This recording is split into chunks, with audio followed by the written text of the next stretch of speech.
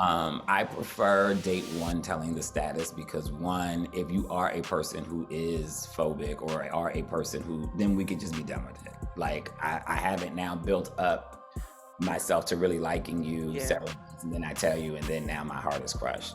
I've gotten to a place where my heart cannot be crushed on date one. Like you Mm-hmm. cannot crush my heart on date one. Right. So I prefer to, but I also think that in being able to say it on date one, that is something then that means you have to do some internal work to be comfortable with your status being out there. What's up, everybody, and welcome to the Queerly Blax Show. I'm your host, Ashley, and I'm so happy you came by. The Queerly Blax Show aims to normalize the everyday existence of Black LGBTQIA+ individuals through an interview-style series with regular folks like you and me. So every week, a new guest shares their story and unique perspective on their existence as an LGBTQIA+ individual. Thank you for tuning in, and make sure you subscribe, download, set your reminders to the podcast so you never miss an episode. Enjoy the show. Welcome back to another episode of the Queerly Blax Show. I'm your host, Ashley. I'm joined today by a guy who really honestly doesn't need an introduction, but I'll introduce him for those who may have been living under a rock. George M. Johnson's in the building, y'all. George, tell the people about yourself. Hi, I'm George M. Johnson. I am the New York Times bestselling author of the book called All Boys Aren't Blue, as well as a book called We Are Not Broken. Been a journalist for many years, involved in activism, specifically around the HIV epidemic, as well as LGBTQ community, Black queer people. I talk on a myriad of topics and a myriad of things, and also going into film and television work. Yeah, man. And you're from Jersey. And I'm from Jersey. I'm from Jersey. Y'all know I'm proud to be from Jersey. So anytime there's a Jersey native in here, I always gotta make sure we show some love. So we love that. So like we do on this thing, we gotta go back to the beginning, man. When did you know that that the boys was, what I'm saying, was what it was, man? Let's talk about it. Oh God, the beginning. I knew by the time I was 5 that like I was different and that my attractions weren't matching what everybody else's attractions were around me. I remember like the first person I ever was attracted to was a tomboy in my kindergarten class. And to me, that was like the only way I could make sense of like Valentine's Day and, any of those like things as a very, very little kid when you would exchange cards and all of that type of stuff. And the social conditioning of, hetero norms was being played out before us. But, by the time I got to around like 9 or 10, I definitely knew like, okay, like I have an attraction towards the same sex. Didn't know what that meant, didn't really have the language to explain it, didn't really know anybody else around me that may have felt that same way. So it just was kind of like an isolated world that I was living in, trying to really piece together like what it was that I was going through and what it was that I was dealing with. But yeah, I knew from a very young age that that I was queer. Yeah. And the tomboy thing, that makes a lot of sense too. Yeah. So what was your journey through just like high school and coming out and talking to whoever those people were that you had to, the list, like who, Yeah. what was that for you and going through that process? Yeah, I mean, honestly, like in high school, I just suppressed it as best I could. Like, I was always like effeminate, kind of like quick-witted, sassy. So it really wasn't like as much about trying to like be masculine because that just was something that was not innate to me. As much as it was just like, well, I'm just not gonna identify as anything right now. So I went to prom with a girl who was a friend of a friend. I then went to college, and I was in college though for several years before I really explored like my sexuality. It wasn't until I was 20 that I first like really started to be like, okay, like this is what it is, and you need to now kind of figure out what this path is going to look like as you explore it. I was fortunate enough, and I do mean I was fortunate enough that when I joined my fraternity, Alpha Phi Alpha, that I had a few line brothers who were also who also identified as gay, and so they became my gateway into that space. They became my gateway into like the first people who took me to a club, and the first people who took me to a bar, and the first people who took me to Pride. And so that was really my introduction, was that I had, started to have a group of friends who had already kind of explored their sexuality some, even if they weren't like fully out, like they were out to other people in a way Yeah. that I wasn't. And it allowed me to start being, and I'm not even gonna say out public with other people. And it allowed me to start then, slowly but surely becoming public with my friends first, and then becoming public with the world about it. Yeah, yeah, no, it's all. It definitely, community is like super important, and it makes that transition much easier. So for you, what were when was those what were those moments like when you kind of were gaining your confidence to be yourself fully? Like, what were, the mind, like your what was kind of going through your mind, and like what were some of those things that were helping you get that confidence? Yeah, for me, a lot of the things that were going through my mind was one, I had a growing friend circle, and I was watching them explore more and more. At the time, like I was living in Richmond, Virginia. I lived in Richmond, Virginia up until I was about 27. So Richmond, although it had a very, very, very small gay scene, and so it wasn't a whole lot to do in Richmond. It wasn't a whole lot to see. So like we were all pretty insular. We all pretty much frequented the heterosexual bars and things like that. And so, it wasn't until I moved to Washington D.C. when I was 27 that I really was opened up to like the world of like what Hmm. like. And so Chocolate City. yeah, so like DC was really like my first, like it was where I met my best friend Preston Mitchum, who at that point had, we call him the mayor of DC, because like at that point he was very well known, very popular with everybody, and introduced me to a lot of people. And that was like really when I started to build out what that life would look like for me. And so it really is, there's a lot of truth in the fact of like once you like build a village around you, like you start to like see things. And so like there was like a friend group that we had that used to watch Scandal and How to Get Away with Murder Oh every yes, week good old together. days.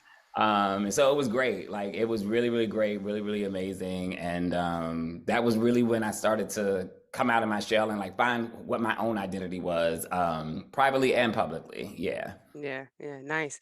And today you sit as a New York Times bestseller. Yes. How do we get to that place? Talk about the arrival to writing the book All Boys Aren't Blue. Yeah, so I was doing journalism for some years. 2014 was like when I had my first ever like published article. Even though I had started writing in 2013, so I've been doing it for about a decade now. And I really built myself up in the world of journalism, and I had written for like 50 different, national publications, and had, the Teen Vogues. I had been a columnist at several places. Like I was really doing very well for myself in the world of journalism. And I just got to a point where I felt like telling my story in bits and pieces wasn't enough. Like I needed to do more. I needed to figure out like, how do I get this message out here in a much larger way, in a much more profound way, in a much more complete way, to not only help the teen reader who is looking for this information, but the adult who's like me, who still has a lot of stuff to get off their chest.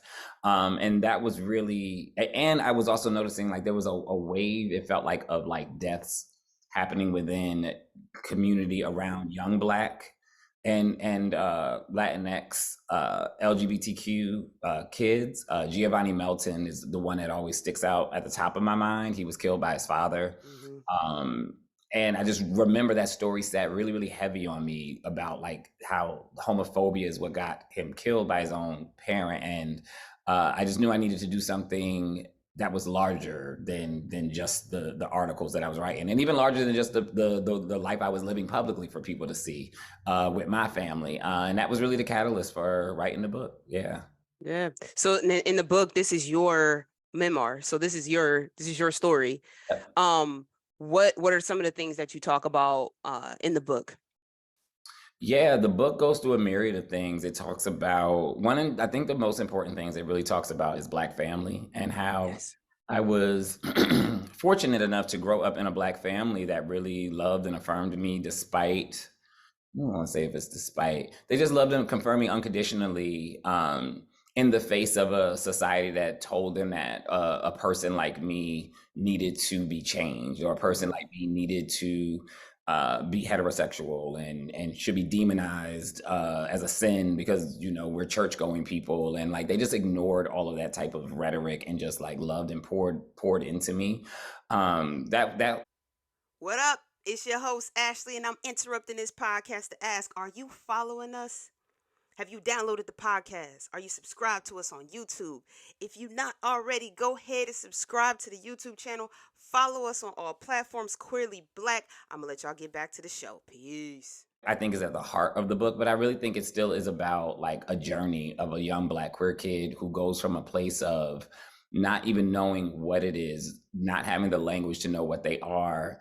And you watch, the fact that even if you still have a lot of love at home, it doesn't prevent what society does to you once you leave the house every day. And so you're watching me navigate a home life, but navigate a world that is still, I still can see, and I'm still being triggered, and I'm still dealing with the intersection of racism and homophobia, and both at the same time. And so, but you watch that journey of me going through adolescence, and then like basically finding my own strength, finding my own voice, becoming much more comfortable with myself by the age of 21, which is where the book ends. So you see what the journey, like the actual journey, and you see that the journey is not linear, and it has its peaks and it has its valleys, and I think that's really what is at the heart of the book, like that the journey of queerness is one that is ever going and not linear. Yeah, for sure. One of the things you touched on that I think is super critical, me and my wife talk about this all the time, is language, and how, you're a journalist. So obviously like language is at the heart of what you do.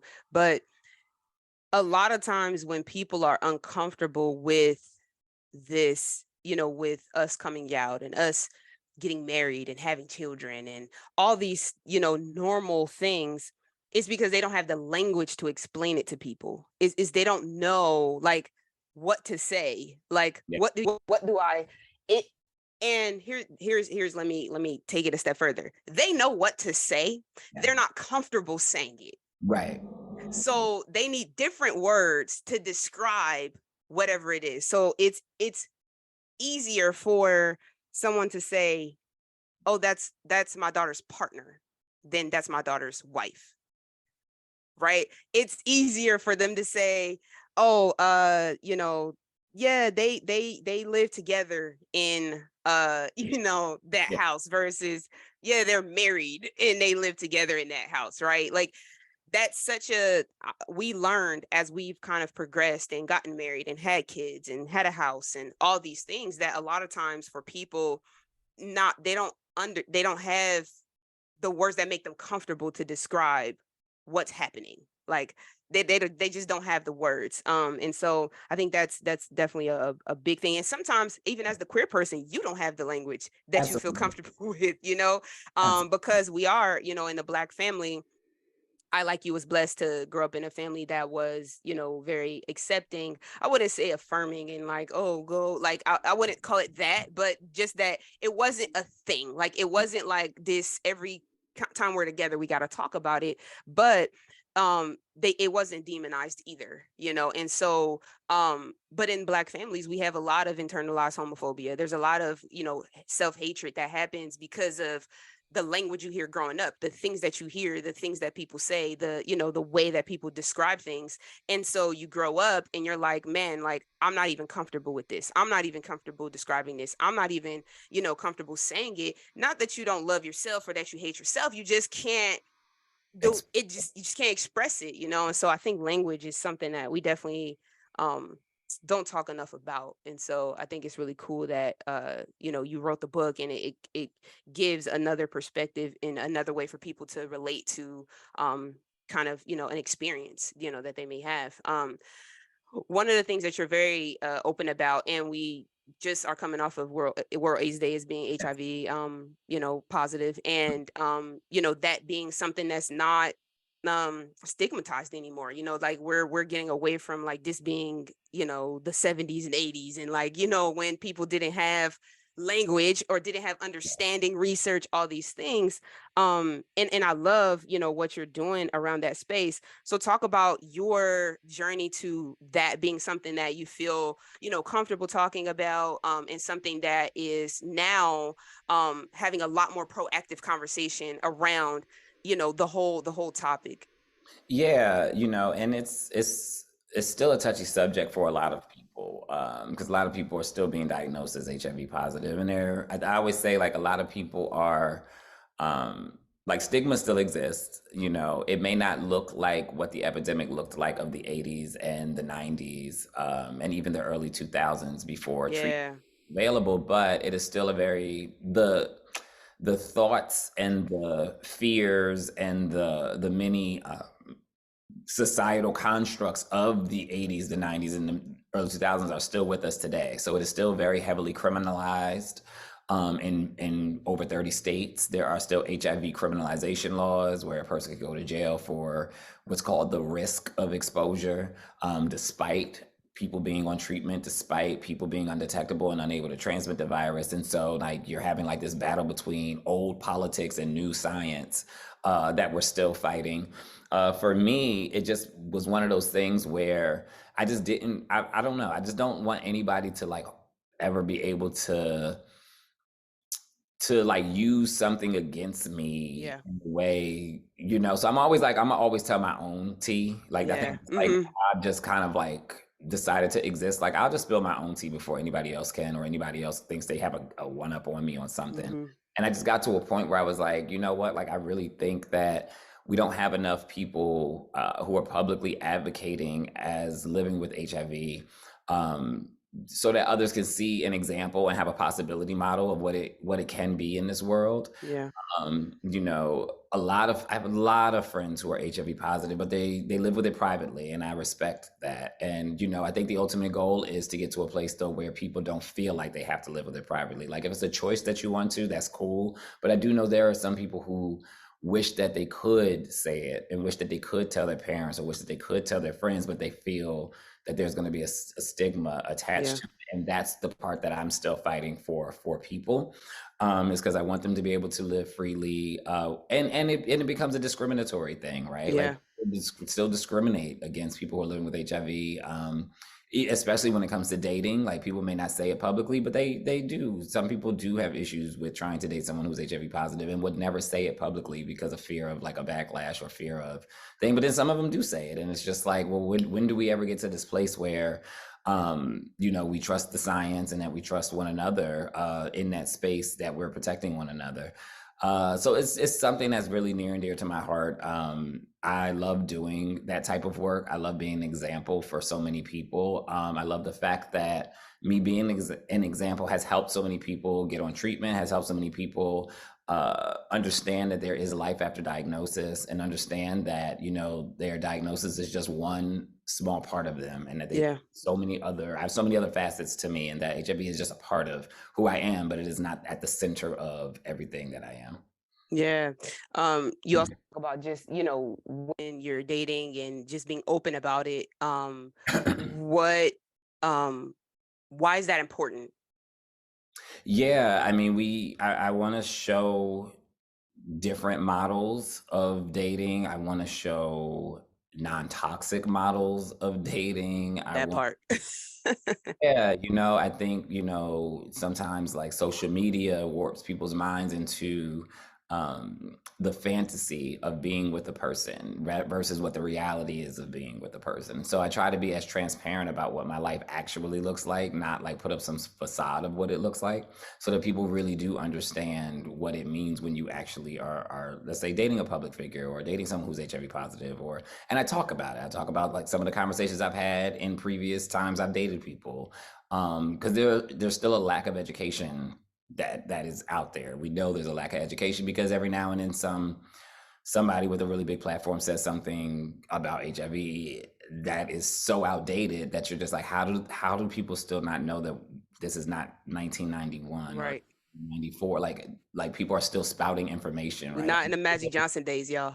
And you still, like at the height of everything, right? Like, when the fear was at the highest, and you still hear people say like terms like full blown AIDS, and it's like, well, What no. is It's like you wouldn't like it's just like you wouldn't say a person had full blown cancer, right? right, Like right. have cancer, or a person has had the designation, the has been I guess you could say Yeah. diagnosed with AIDS, but that's really just the advancing, that's advanced HIV. That's really what it Yeah. is. Because a person who gets to that category can also get on treatment, Mm-hmm. and even though they won't change the designation of you being someone who has AIDS, you literally are still, you can have a high T cell count, you can have, and be undetectable. But at one point, we're classified as this, right? So it's a classification that you can, just same way as cancer is a classification that you can go from stage 4 down, right? Or stage 4 Mm-hmm. remission, right? Like, so, and that's the lack of education that's out there. And so, Mm-hmm. that is something that I try to continue to work on, is making sure that people are educated about what it actually is versus the perception of yesteryear that we're trying to advance us from stigma wise. Yeah, for sure. So just going back to language again, right? So there's the person out there that's HIV positive and they're dating. Mm. What are some of the sentences that they can use, right, in having a conversation with maybe somebody who's not HIV positive, or maybe they are too, right? And they're just not, there's just an uncomfortability there, right?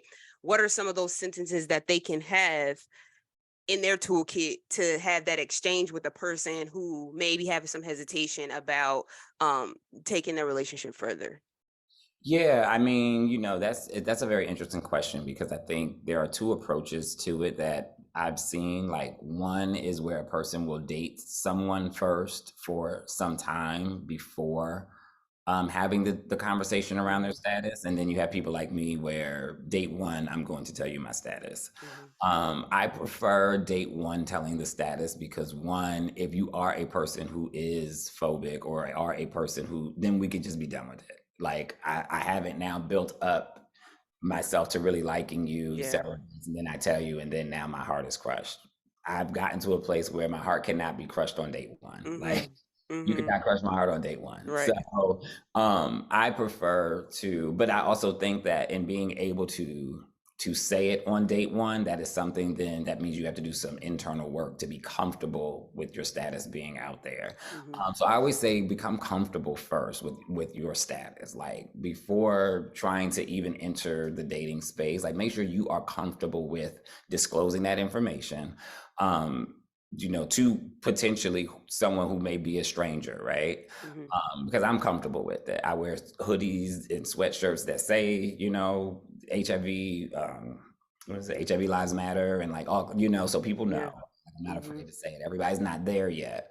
Um, Two, I think, when you're having those conversations, especially like in dating, there's nothing wrong with, especially within our community, asking a person what is their status, because they're only going to give you one of three responses: I'm positive, I'm negative, or, I'm not, I don't know if I'm ready to have that discussion with you yet.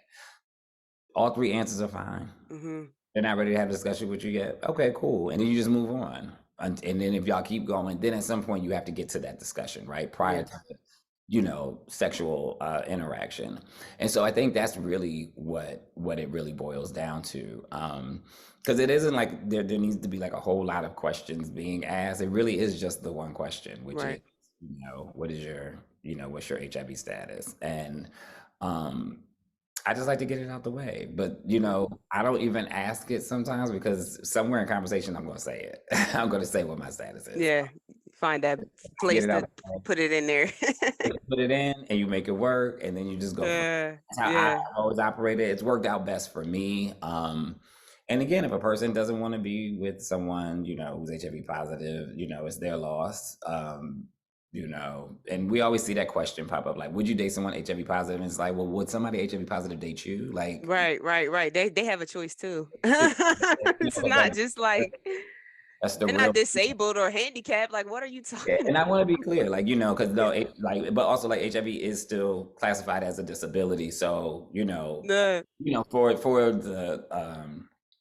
for certain things, right? Like it is still seen as a disability because everybody's not undetectable, right? And so Right. many people still do have complications with HIV, especially long-term survivors of it.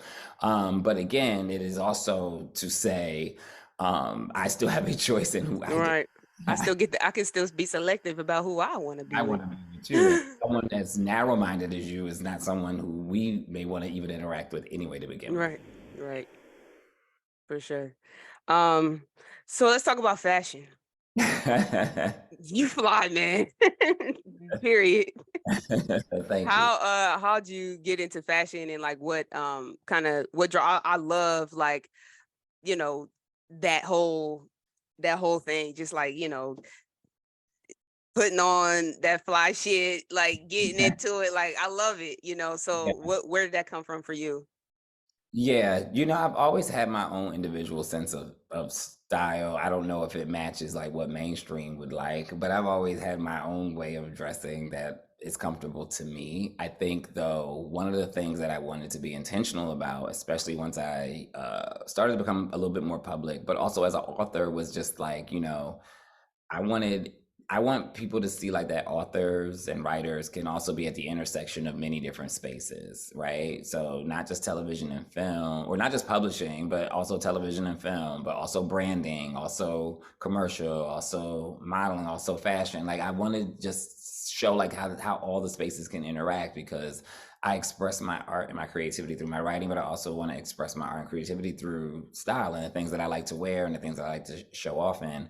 Um, so I work with Shannon Stokes, who's my stylist, and it's been a wonderful relationship where we have learned what works for me, what doesn't work for me, where he's pushed my boundaries into things where I'm like, I don't know if I would ever choose that, but I put it on and I look and I'm like, you know what? I think this works, but this doesn't work, or I think this works, but I don't know if I like this.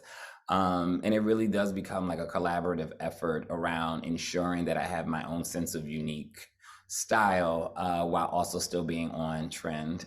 On trend. On trend at times. But yeah, the biggest thing for me is like I just wanted to express the versatility of fashion. And so I have worn non-binary attire and dresses, and I have also worn suits that are very fitted or suits that are very loose. I've worn oversized.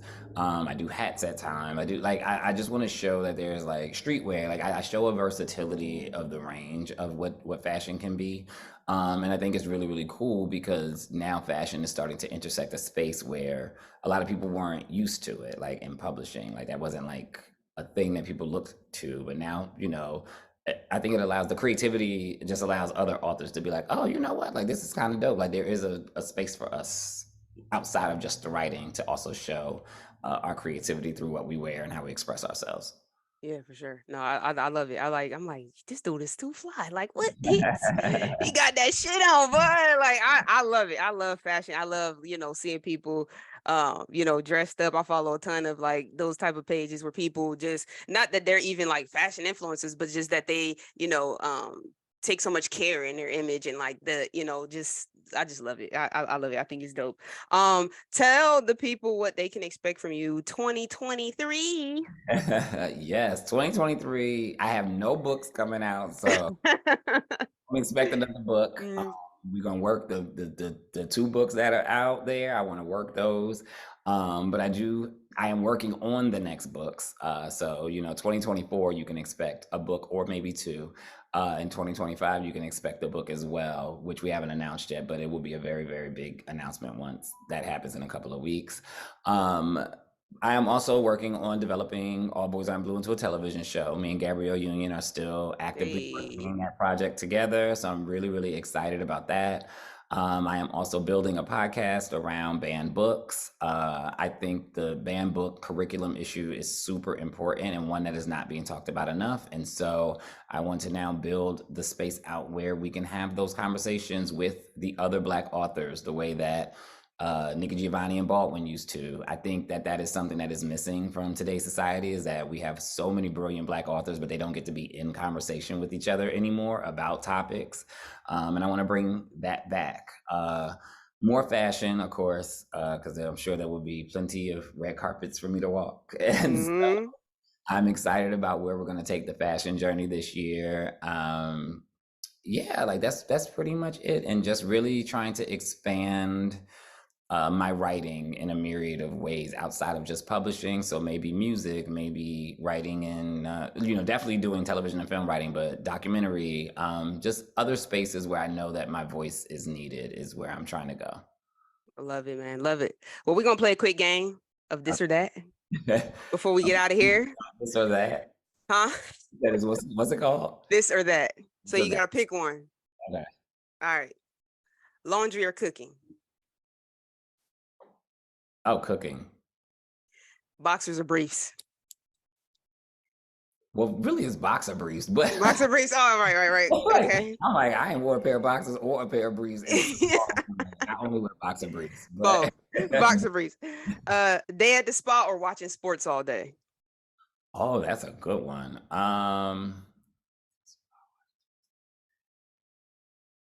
Ooh, in the past I would have said watching sports all day, but now it's day at the spa. Short hair or long hair? Long hair. I wish I had it. Yeah. Beard or no beard? No beard. New shoes, new clothes? New clothes. Jewelry or handbag? Oh, handbag. Sports car or a big truck? That's interesting. Sports car. Big wedding or small ceremony? Big wedding. Stay up late or sleep in? Sleep in. Iron or re-dry it? Re-dry it. What is with this re-dry stuff?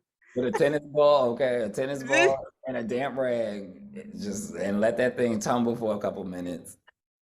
Pay or have him pay? It'd be nice to have him pay. Have him pay. Have him pay. I pay enough. And last but not least, top or bottom? I'll say bottom. Hey. I will be coy, but I'm in that space this year. So I love it. Man. Thank you, George. So tell the people where they can find you. Yes, you can find me at I am GM Johnson on TikTok, on Instagram, on Twitter, until Twitter goes away at some point, and George M. Johnson on Facebook. Nice, man. Well, thank you so much for coming through. Definitely appreciate you sharing your story. And y'all already know this is another episode of the Queerly Blax Show. I'm your host, Ashley. I'll catch y'all on the next one. Peace.